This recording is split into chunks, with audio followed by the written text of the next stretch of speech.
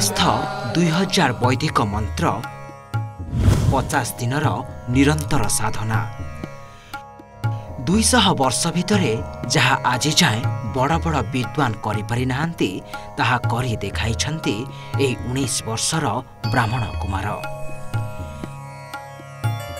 शुक्ल यजुर्वेदर 2000 मंत्रयुक्त कठिन दंडकर्म पारायणम को लगातार 50 दिन धरी बिना बाधारे बिना त्रुटि रे गोटे भी पृष्ठा न देखि समाप्त करिछंती सिए।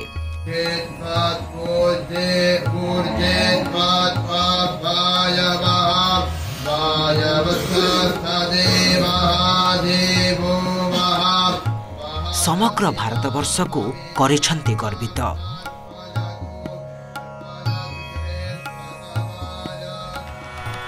पीएम टू सीएम समस्तक मुहरे वाह वाह सभिंक मुहरे गोटे कथा साबास वेदमूर्ति देवव्रत। उनके लिए तो हम बहुत बहुत धन्यवाद देना चाहते हैं कि उन्होंने हमारे गुरु परंपरा को नमन किया और वेद की और उन्होंने एक और कदम बढ़ाया है ऐसा हमको लगता है और उसके लिए हम धन्यवाद कहना चाहते हैं और आभार प्रकट करते हैं हमारा कि अभी तो बस एक कदम भी नहीं रखा है हमने, अभी तो बहुत कुछ बाकी है और गुरु चरण में सेवा अभी अर्पित करना बाकी है। नासिक में नारायण शास्त्री गुरुजी थे जिन्होंने इसी परंपरा से यह पारायण किया था। उसके पूर्व में किसी ने किया यह माना नहीं जा रहा है। तो यह पारायण अपने आप में एक अद्भुत पारायण है, लेकिन इस पारायण की जो नींव रखी गई वह विश्व कल्याण के लिए रखी गई और यह पारायण यहाँ होना चाहिए। यह इच्छा इनकी पूज्य माता जी को दी थी जो आज नहीं है हमारे बीच में। इनकी माताजी रत्नगर्भा कहलाई और लोग उनकी माताजी की आज भूरी भूरी प्रशंसा कर रहे हैं और कह रहे हैं कि इतना मेधावी छात्र जिस माता के कोख से जन्मा होगा वो माता कितनी पुण्यमयी होगी। और यही विद्वान ब्राह्मण कुमार हेले देवव्रत महेश रेखे, बयस मात्र 19 हेले अपूर्व मेधाशक्ति चमत्कार प्रतिभा तांकु आज वेदमूर्ति उपाधि रे बसाइछि। उत्तर प्रदेश काशी रे शुक्ल यजुर्वेदर माध्यान्दिन शाखार 2000 वैदिक मंत्र संपन्न दंडक्रम पारायण आयोजित होइथिला। एथिरे देवव्रत बिना त्रुटि रे गोटिए बेगरे 50 दिन निरंतर 2000 मंत्र पाठ समाप्त करिछंती। दंडकर्मर अर्थ प्रति मंत्र को 11 थर लेखाएं भिन्न भिन्न क्रम पुनरावृत्ति करने को हुए। जटिल स्वर पद्धति और शुद्ध उच्चारण पाई दंडकर्म को वेद पाठन शिरोमणि कहा जाए।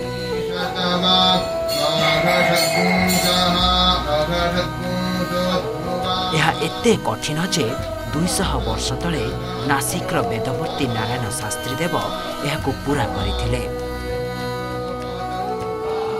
2 शताब्दी परे भारत वर्ष रे देवव्रत महेश एकमात्र विद्वान जे यहाको समाप्त करि परिछंती आउ हासिल करि परिछंती वेदमूर्ति उपाधि।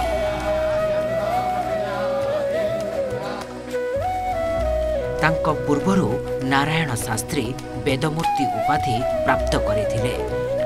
एही विरल सफलता पाई देवव्रतଙ୍କୁ एक सुनार ब्रेसलेट और 1,11,116 टंकार अर्थराशि सह सम्मानित करा जायछि।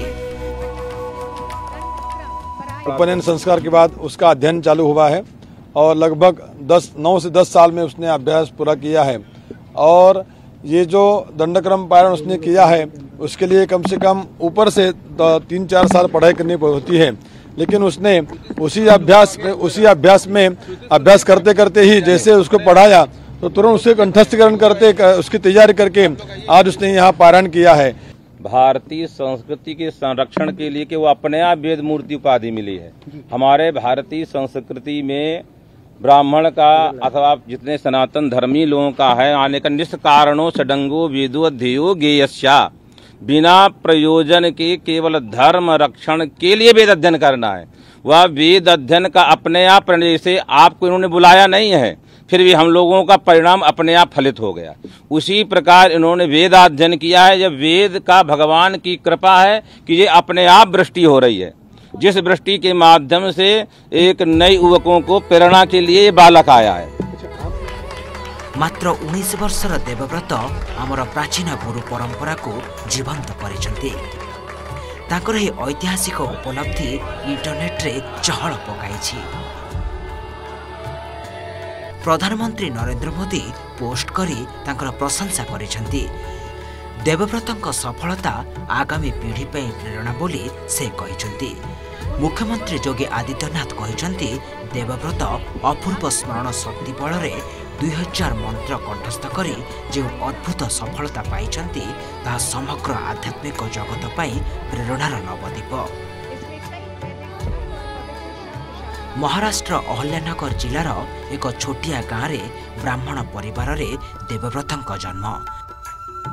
मात्र 5 वर्ष बयसरू देवव्रत वैदिक मंत्र उच्चारण आरंभ करथिले।